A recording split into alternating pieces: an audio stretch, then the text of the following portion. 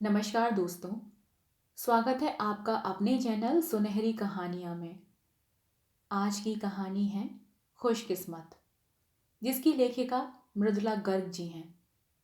आइए कहानी पर प्रकाश डालते हैं। हाथ में दवा का पत्ता थामे निश्चेष नलिनी सोच रही थी, उससे गलती ठीक कब हुई।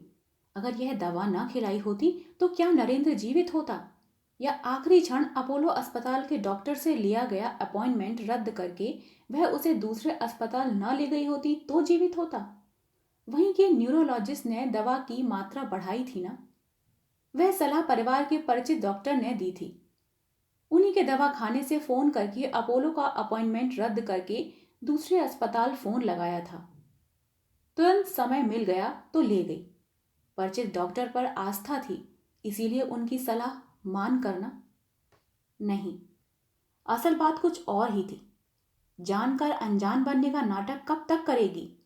असल वजह, उसके भीतर कुंडली मारे बैठी दहशत ठीक कब, जो बड़े अस्पताल के अंदर जाने से रोक देती थी। एक रिश्तेदार को देखने गई थी। एक बार तो दिमाग एकदम कोरा खाली हो गया था। देखना सुनना सब बंद, जड़ जहां की तहां। एक दरियादिल जवान की मदद से बाहर निकली, अस्त व्यस्त। बाहर आते ही आंखों के आगे अंधेरा छाया कि गिरते गिरते बची। गिरते गिरते वह हमेशा बच जाती है। इस मामले में वाकई भाग्यशाली है। कभी हड्डी नहीं टूटी, किसी का सहारा ले उठना नहीं पड़ा, किसी ने लाद कर घर तक नहीं पहुंचाया।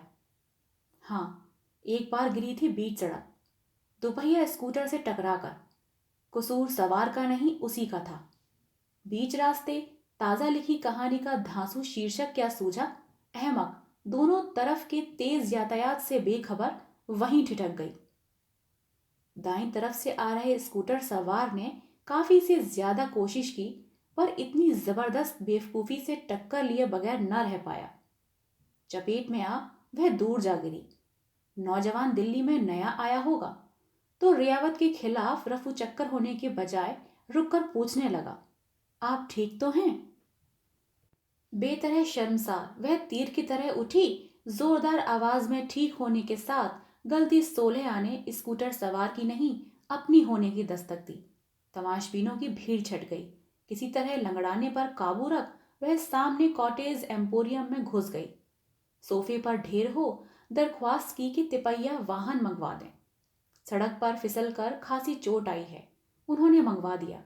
रास्ते में एक्सरे करवाया, घुटने में बाल आने की जानकारी ले पट्टी मधवा घर पहुंची। सही अर्थ में उसे गिरना नहीं माना जा सकता था। आखिर गिरना उठना उसकी अपनी रचना थी। कहे कि वह वास्तविकता नहीं, कहानी थी। तब की बात और थी। तब उसे खुश होने से डर नहीं लगता था। खूब मजे लेकर छोटे बेटे प्रशांत को घुटने में तरेड़ आने का किस्सा सुनाया था। उसने अपने खास अंदाज में आंख मार कर कहा था, भाइयों, हमारी माँ एकदम अलग किस्म की पागल है। बड़ा बेटा सुशांत तब अमेरिका में नौकरी कर रहा था। वह भी कम बिंदास नहीं था। पर प्रशांत और नलिनी कुछ अलग किस्म के दीवाने थे और एक दूसरे के राजदा दोस्त। तब की बात और थी। तब प्रशांत था, पर उसके जाने के बाद भी नलिनी कभी ऐसे नहीं गिरी कि उठ न पाए। नरेंद्र उतना भाग्यशाली नहीं रहा। वह गिरा तो अक्खड़ सड़क पर मुंह के बल और होश गंवाकर। चेहरे पर कई जगह चोट से खून बहा। 4 जन उठाकर घर लाए। गनीमत कि घर के ठीक सामने ही गिरा। शायद घर से बाहर निकलते ही घर में काम करने वाली वीना से एक अजनबी ने आकर कहा, एक गिलास पानी ले आओ, सड़क पर कोई बुजुर्ग गिर पड़ा है। गई तो पहचाना, यह तो अपने साहब के पिताजी हैं। हाँ, वह दिल्ली में अपने घर की नहीं, पुणे में प्रशांत के घर के बाहर सड़क पर गिरा था। वे दोनों 20 दिन के लिए वहां गए थे। पहले नरेंद्र नहीं जाता था, वह अकेली जाया करती थी, हर साल महीनों के लिए। हर किसी से कहती, मेरी बहू अभिलाषा सुशांत की पत्नी बिल्कुल बेटी की तरह है। कोई कहता, आपकी साड़ी बड़ी सुंदर है। वह चट से कहती, अभिलाषा ने भेजी है। वह नुमाइश में जाती है तो मेरे लिए साड़ी दुपट्टा या कुर्ता खरीद लेती है। मैं खुद अपने लिए खरीदारी नहीं करती, वही करती है। आप तो जानते हैं आजकल की लड़कियां कितनी खरीदारी करती हैं। वह भी तरंग में आकर कभी साड़ी खरीद लेती है, कभी सूट या नए तरह के कॉस्मेटिक। बाद में लगा उस पर फबा नहीं तो बदलने के बजाय मुझसे कहती है आप पर जचेगा, आप ले लीजिए। बस अपने लिए कुछ खरीदारी से मेरी छुट्टी। बखान सोने एक पड़ोसन ने हंस कर कहा था, साफ कहिए ना, अपनी पुरानी चीजें पकड़ा देती है। आप भी। बिल्कुल नहीं, एक से एक बढ़िया चीज होती है। न जचे तो साफ कह देती हूं मैं, नहीं चाहिए। फिर मुग्ध भाव से जोड़ा था, वह सोचती है मैं अब भी जवान हूं, कभी पैंट और टॉप भेज देती है, सफर में पहन लेती हूं। खुशकिस्मत हो। दूसरी ने होठ चबाकर कहा था तो वह पसीना पसीना हो गई थी। 18 बरस बीत गए। कोई खुशकिस्मत कह दे तो बुरी तरह घबरा जाती है। जब से पत्नी सहित प्रशांत दुर्घटनाग्रस्त हुआ, वह बेहद अंधविश्वासी हो गई है। पहले नहीं थी, धड़ल्ले से कहती थी मैं कर्मकांड में विश्वास नहीं करती। शादी में भी नेग और टोटकों को तरजीह नहीं दी थी। दहेज, टीका, मिलनी वगैरह से परहेज रखा था।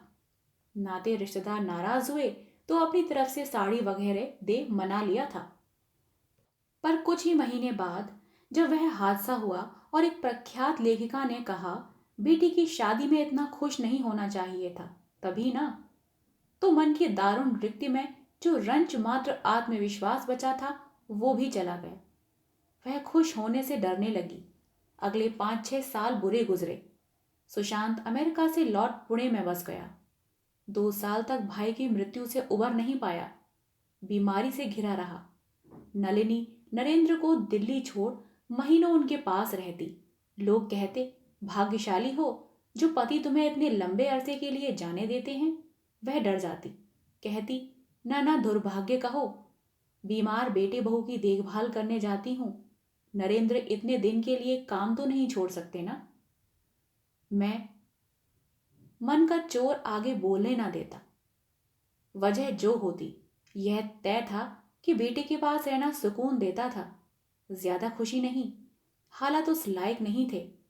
फिर भी दिल्ली में हरदम हर पल न होने का जो एहसास घिरे रहता था, कम हो जाता। कोई कहता आपकी बहू बहुत अच्छी है जो आपको बुला लेती है, वरना आजकल लड़कियां नहीं चाहती कि पति की मां पास रहे, भले ही तीमारदारी करने को। वह सच्चे पर डरे मन से कहती 16 आने सच। वह यकीन करती कि इस मामले में वह खुशकिस्मत थी, पर कहने से डरती थी। 5 साल बाद जब पोती हुई और 7 साल बाद पोता, तो अपनी घबराहट पर इतना काबू उसने पा लिया कि जब तक कहने लगी मैं हर जुलाई में 1-2 महीने के लिए पुणे चली जाती हूँ। क्या मौसम है शहर का, न सर्दी न गर्मी, सुहाना समा और खुला और छोर। कोई होठ टेढ़े करके कहता खुशकिस्मत हो जो आवभगत करने वाली बहू पाई है। तो पसलियों से बाहर निकलने को तैयार दिल को हाथों में दबा खुद को करारी डांट पिलाकर कहती, हाँ, इस बात में मेरी किस्मत अच्छी है। मन ही मन भगवान से माफी मांग लेती, मैं खुश नहीं हूं भगवान, बस आपकी इस करुणा के लिए आभारी हूं। धीरे धीरे नलिनी और नरेंद्र की उम्र बढ़ी। 18 बरस, आखिर 18 बरस होते हैं। नरेंद्र 70 का होने को आया। काम रहा नहीं। असल में प्रशांत के जाने के 10 साल के भीतर उसका बिजनेस ठप हो गया था। वह करीब करीब कंगाल हो गया। असल कंगाल तो दोनों पहले ही हो गए थे। 10 एक साल में रुपए पैसे से भी हो गए। काफी दिन कारगर काम न होने पर बिगड़े कामों की मार्फत चढ़े कर्ज को उतारने की इस जिद्दोजहद में नरेंद्र उसके साथ पुणे नहीं गए। वह अकेली जाती रही। कह देती नरेंद्र काम छोड़कर आने को राजी नहीं। झूठ कितने दिन चलता। इस बरस नरेंद्र को साथ ले पहुंची। अब तक सब जान गए थे नरेंद्र के पास काम छोड़ रुपया पैसा भी नहीं था। तो क्या नरेंद्र कहता जिसका काबिल बेटा अच्छा कमा रहा हो उसे कंगाल कैसे कहें। उसका मानना था बेटे को बूढ़े माँ बाप की देखभाल करनी चाहिए, रिवायत है हमारी परंपरा। उसने भी की थी अपने पिता की। नरेंद्र बेवकूफ था। या अपने पिता की तरह आत्म केंद्रित और स्वार्थी? कारोबारी नकारापन के बोझ को बच्चों पर लादने को क्या कहेंगे? ऐसे नहीं सोचना चाहिए। आखिर नरेंद्र अब इस दुनिया में नहीं है। और नलिनी की गलती की शुरुआत कब हुई? उसे पुणे न ले गई होती तो क्या आज वह जीवित होता? वैसे कंगाल होने में सारी गलती नरेंद्र की नहीं थी। हाथ कुछ हालात का भी था। नलिनी तो दुकानदार नहीं, लेखक थी। पर हालात ने उसे भी वह तजुर्बा करवा दिया था जिससे नरेंद्र रोज वाबस्ता होता था। प्रशांत के जाने के कुछ महीनों बाद एक फिल्मकार उनके पास पैसा मांगने आई थी। एक मशहूर लेखिका ने भेजा था कि बेटा बहू गुजर गए, जिम्मेवारी रही नहीं, आपको पैसा दे सकते हैं। पता नहीं वाकई कहा था या फिल्मकार ने अपना तर्क उस पर थोपा था। ऐसा नहीं था कि सिर्फ मशहूर लेखक समझदारी की बातें करते थे। बस नलिनी के दायरे में थे सिर्फ लेखक। नरेंद्र का पाला अन्य जनों से पड़ता था, जिनमें से बहुतों ने प्रख्यात लेखक फिल्मकार का तर्क अपनाया था। जब तक दोस्त परिचित कारोबारी प्रस्ताव के साथ आपके बेटे समान अपने बेटे भतीजे दामाद उसके पास भेज देते। व्यापार बुद्धि में नकारा और चालबाजी का मारा नरेंद्र कई रीत के उनके उद्यमों में पैसा डुबो देता। जिसे हिंदी में उद्यमकर्ता कहते वह उसे समझाता। उसके पिता भी यही करते थे। पर कामयाब हो तभी दुकानदार उद्यमकर्ता कहलाता है, नाकाम हो तो जुआरी या हद से हद बदकिस्मत। नरेंद्र वह सब था, बस कामयाब नहीं था। बेटे समान नौजवानों के कारोबार में लगा पैसा डूब जाता या कम पड़ जाता तो कर्ज लेकर कमी पूरी कर लेता। कर्ज उतारने का वक्त आता तो दूसरी जगह से कर्ज ले पहला पार्ट देता। कभी दूसरे को तीसरे कर्ज से उतारता, कभी माहवार किश्त दे बनाए या बढ़ाते रखता। कर्ज देने वाले भी कम न थे। प्रशांत के जाने के बाद उदारीकरण का युग आ गया था। महाजन पुराने जमाने का खलनायक नहीं रहा था, उदारता का प्रतीक बन गया था, विकास का संवाहक। नामी गिरामी बैंक घर में आकर भलमन साहस से कर्ज देते थे, बार बार देते थे, तब तक देते थे जब तक उसका कद इतना राक्षसी न हो जाए कि उसकी भूख मिटाने को आप भलमन साहस से सब कुछ बेच कंगाल हो जाएं। बड़े सलीके से नरेंद्र व्यापारी से कर्जदार और कर्जदार से कंगाल बन गया। उस औपन्यासिक यथार्थ का ब्यौरा देने का औचित्य नहीं है। नलिनी उसकी बारीकियां जान ना पाई, जानने की कोशिश भी नहीं की। कभी कभी उसके नाम से भी कर्ज लिया जाता था। सरसरी तौर पर वह वजह पूछती तो नरेंद्र दो बातें कहता। पहला, बिजनेस चलता ही कर्ज से है, और दूसरा, वह मोड़ आने ही वाला है जिसे काट बिजनेस वक्ती नुकसान की डगर छोड़ जबरदस्त मुनाफे के मुकाम पर पहुंचेगा। नलिनी ने ध्यान नहीं दिया था। क्या नरेंद्र की मौत की जिम्मेवार वह तभी होनी शुरू हो गई थी जब उसने ध्यान नहीं दिया था? बस कहा था, पर किसके लिए?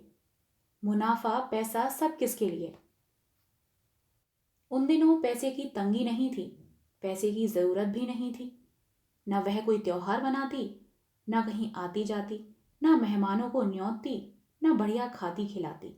उन्हीं त्योहारों पर जिन्हें वह मनाती नहीं थी, जिनके आगमन की आहट में प्रशांत की दूर होती पदचाप सुनाई देती थी, रफ्ता रफ्ता अपने जेवर अभिलाषा को दे दिए थे।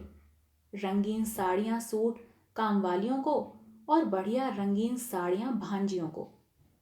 बेटी कोई थी नहीं, बरसों त्योहार नहीं मनाए थे, दिवाली भी नहीं। पोता पोती हुए तो मन हुआ कम से कम दिवाली मना ले, पर तब तक सब मान चुके थे कि वह नहीं मनाएगी।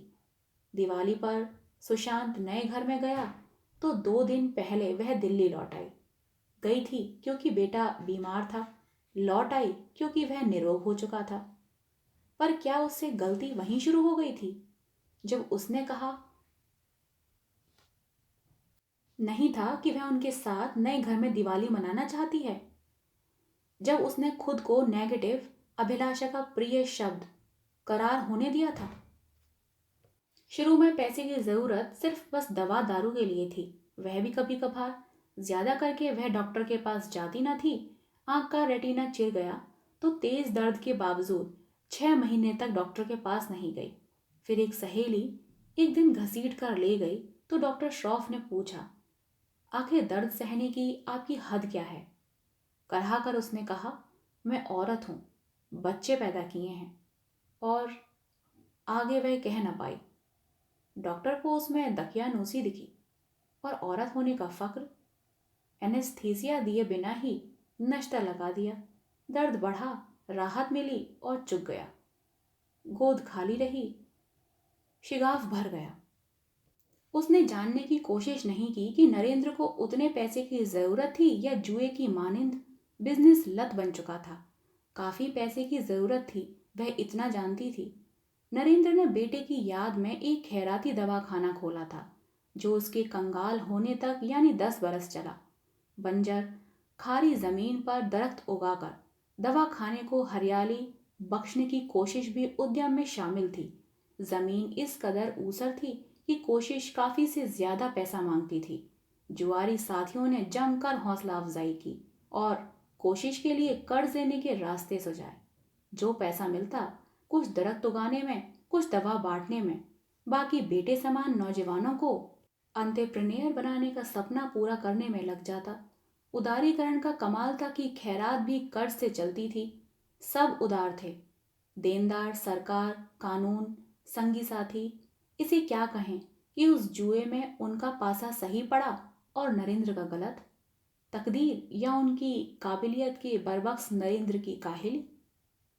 और जो हो, नरेंद्र बेवकूफ जरूर था जो याद ना रख सका कि बुढ़ापा तभी इज्जत से कटता है जब दो चीज पास हों, पैसा और सेहत। 65 की उम्र तक पहुंचते वह दोनों गंवा चुका था। अब 70 का होकर पथरीली कंकरीली सड़क पर मुंह के बल गिर कुछ पल बेहोश रहने के बाद कुर्सी पर फिंका पूछ रहा था, क्या मैं गिर गया था? नलिनी भीतर घुसी तो यह मंजर देखा। जरा देर पहले उम्रदराज बंदे की तरह टहलने निकली थी। नरेंद्र को साथ चलने के लिए कहा था पर उसने मना कर दिया था। वीना थी ही घर पर, काबिल लड़की थी। कुर्सी पर फिंके नरेंद्र के चेहरे के जख्म डिटॉल से साफ कर रही थी। सुशांत को मोबाइल पर इत्तला दे दी थी।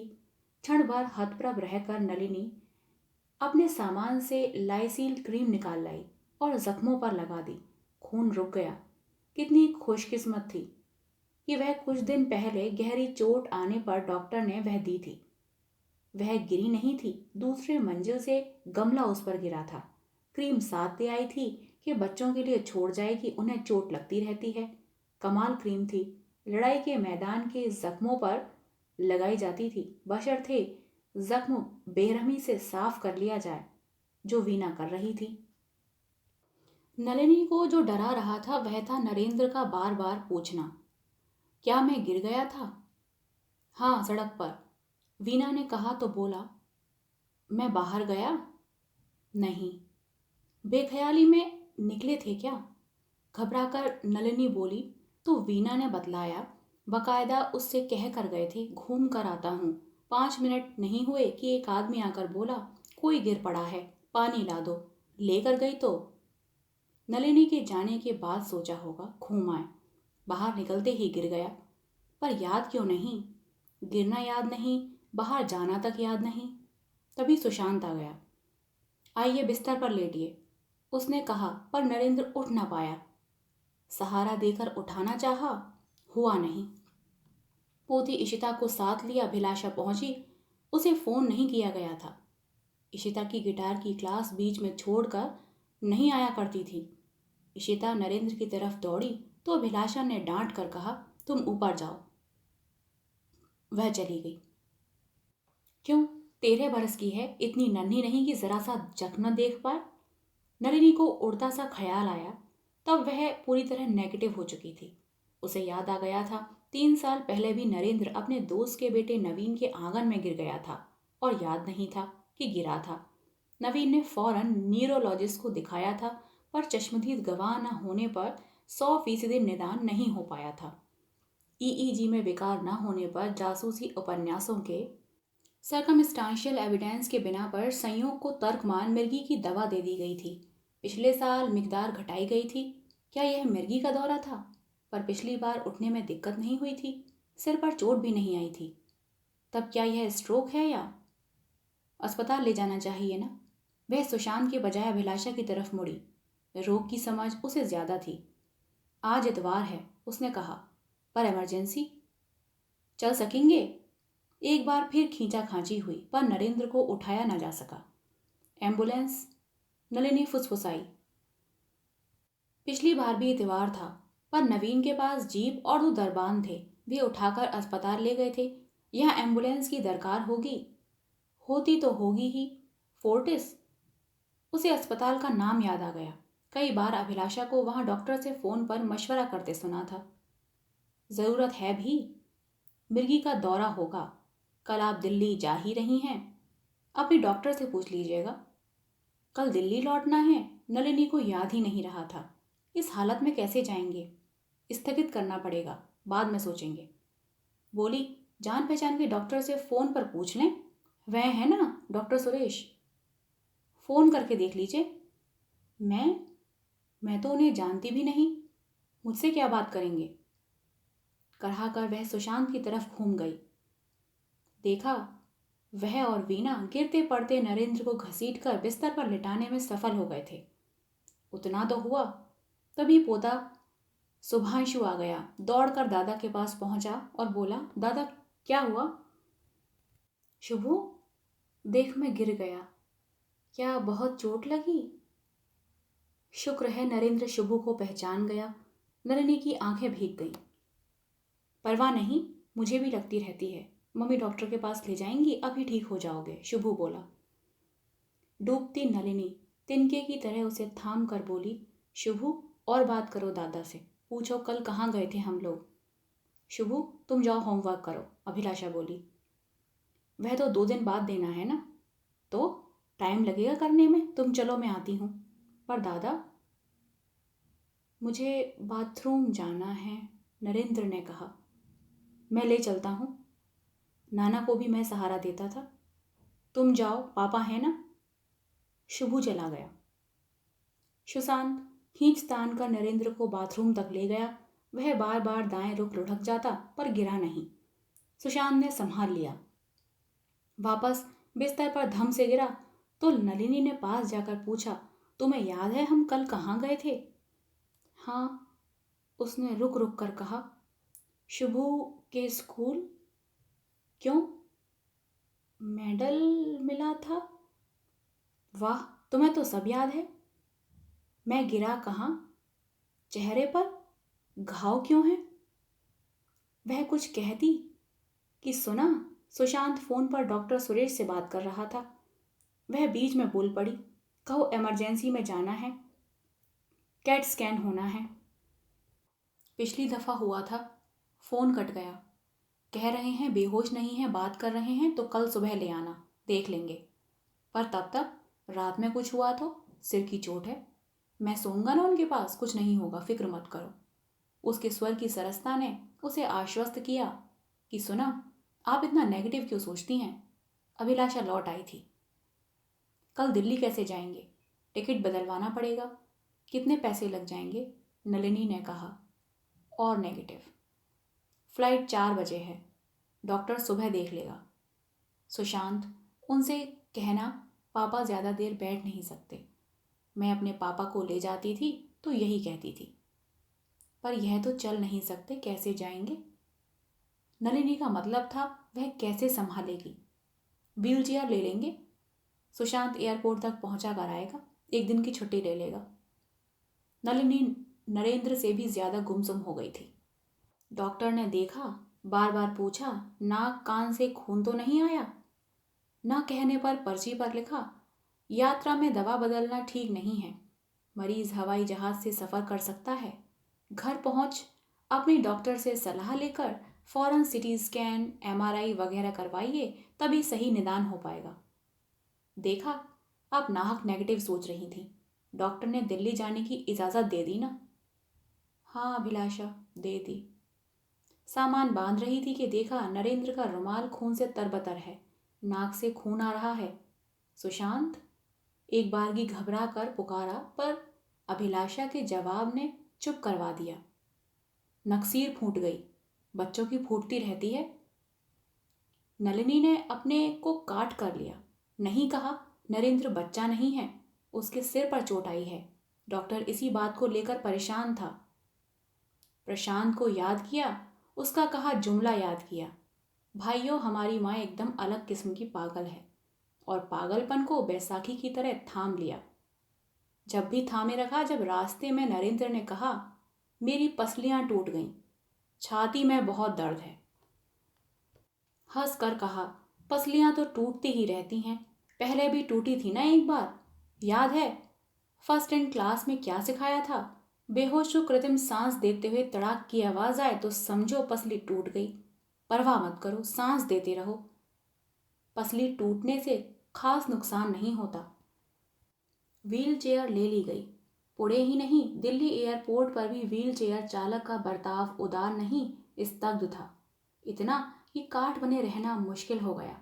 नरेंद्र की जेब से चश्मे का डिब्बा गिर गया तो लाख मना करने पर ढूंढ कर माना।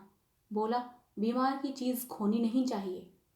वे इतने भले न होते तो वह काठ बनी रहती, अस्पताल जाने के भय को दोबारा हावी न होने देती। पर कब तक? आखिर दर्द सहने की उसकी हद क्या थी?